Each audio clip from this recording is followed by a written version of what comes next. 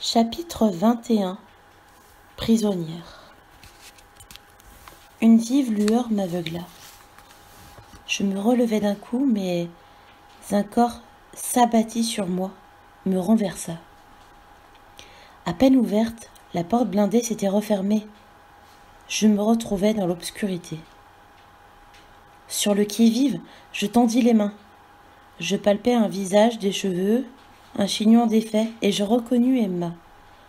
Dans cette nuit totale, il nous était impossible de communiquer. Je ramenai mon sac au centre de notre geôle, me hissai dessus et fis jaillir la lumière en soulevant le tube au néon. « Alice! Oh Alice, c'est terrible !» Le visage d'Emma était livide, sa robe déchirée.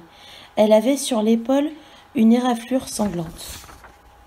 « Lâchez donc cette lampe, Alice. Rejoignez-moi. » J'abandonnai le tube une seconde pour lui montrer qu'il fallait le maintenir afin qu'il éclaire. Son expression s'assombrit encore. « Tout est ma faute.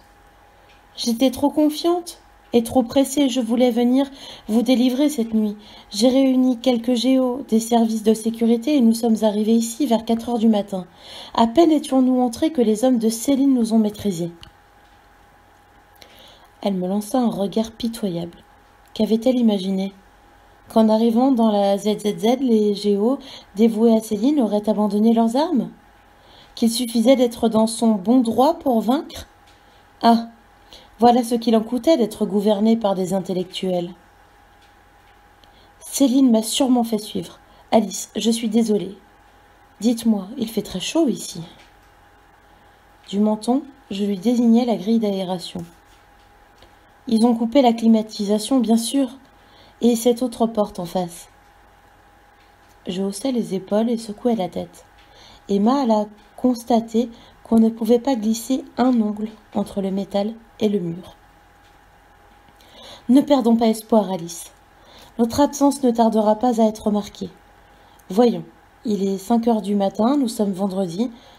Je suis sûre que nos collègues, en ne me voyant pas à la grande session nocturne de ce soir, il ferait 50 degrés dans notre cellule, et il n'y resterait que quelques molécules d'air. Je fatiguais. Je lâchai le tube et vins m'asseoir près d'Emma. Elle prit le relais en allant maintenir l'éclairage à son tour. « Ainsi, vous avez vu Lund ? Comment va-t-il ? Est-ce que... » Je lui fis signe que je n'avais pas le courage d'aller reprendre mon carnet de conversation dans mon sac. J'étais lasse, découragée, au bord de l'asphyxie. Emma vint me rejoindre dans l'obscurité. Malgré la chaleur, elle se blottit contre moi, et à ses soubresauts, je devinais ses sanglots. Quand j'émergeais de mon demi-sommeil, il était 5 heures de l'après-midi. Je n'avais plus l'espoir qu'on vienne nous délivrer. Qui aurait pu deviner que nous étions ici ? L'Europe des lettres n'échapperait plus à la guerre civile, Emma éliminée. Céline convaincrait les voyelles de voter les lois contre les zappeurs. Ceux-ci y répondraient sûrement par la violence comme prévu. Je fus tirée de ma torpeur par la lueur renaissante du néon. Emma maintenait le tube à bout de bras. « Alice, réveillez-vous ! Il faut faire quelque chose. Je crains que mes collègues ne puissent venir à notre aide et que nous ne tenions plus très longtemps dans ce trou. » C'était bien mon avis. « Notre seul espoir, reprit-elle, c'est mon fils, Lund. » Je fis non de la tête en désignant les murs. « Il faut lui faire savoir que nous sommes prisonnières ici. » J'eus un pauvre sourire. « Alice, nous avons communiqué grâce au feu de la passion, il faudrait... » Je lui désignai mes yeux, les fermai et dessinai sur le sol de l'index les lettres L, I, V que je barrai d'une grande croix. Elle comprit. « Il est aveugle, donc. Il n'est pas atteint par le virus. Ah, quel dommage. » Elle se tut, soudain confuse. Si bien que j'ignorais ce qu'elle trouvait dommage. Elle me fixa intensément et j'eus l'impression qu'elle hurlait. « Vous l'aimez, Alice, et je suis sûre que lui aussi vous aime. Sinon, il n'aurait pas dialogué avec vous sur le web durant tous ces mois. Alors si vous vous aimiez, vous avez envie de vous retrouver, n'est-ce pas ? Que ferait-il, Alice ? Que feriez-vous pour pouvoir vous rejoindre ? » Ces cris silencieux me faisaient mal. Que ferait-il ? Que ferions-nous ? Je soupirai et regardai l'heure. Il allait être 8 heures du soir. Ce n'est pas encore l'heure du livre, dit Emma en baissant les bras. Non, mais c'était l'heure du web, l'heure à laquelle Monday et moi, nous nous branchions depuis si longtemps chaque soir. Hélas, sans ordinateur, comment faire? Dans ma tête défila le processus de mise en relation habituel. J'imaginais l'écran.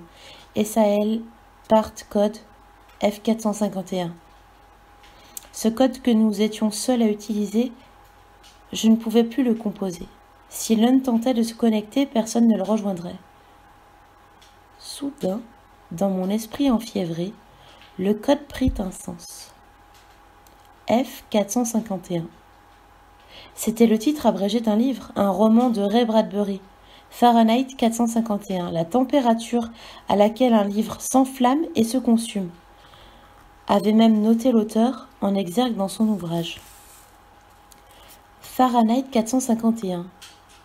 À présent, je comprenais pourquoi c'était l'un de mes livres fétiches. Je me précipitai vers Emma. Je la secouai pour qu'elle se relève et nous éclaire. Elle obéit sans comprendre. Intriguée, elle me regarda fouiller à l'intérieur de mon sac. J'en sortis l'ouvrage. Sa jaquette colorée de bleu, blanc, rouge représentait un pompier du futur en train de feuilleter un livre qu'il avait pour mission de brûler puisque, dans cette société imaginaire, la lecture était désormais interdite. Ma montre indiquait 8h01. Mon cœur battait très fort. J'essayais de me souvenir des dernières paroles de Son. Oui, de Son. Que m'avait-il affirmé avant que je ne découvre que Lund et lui ne faisaient qu'un? Dès demain, je recouvrerai la vue. Des caméras feront l'affaire. Avait-il subi cette opération? Était-il lui aussi atteint par le virus LIV3? Songerait-il ce soir à lire le même livre que moi? Je n'avais fait que deviner les paroles d'Emma, mais elles résonnaient en écho dans ma tête. Que ferait-il, Alice? Que feriez-vous pour que vous puissiez vous rejoindre? Je pensais très fort à Londres et songeais. Oui, c'est exactement cela que nous ferions. Emma, qui maintenait le tube, me lança un regard stupéfait lorsque je commençais ma lecture.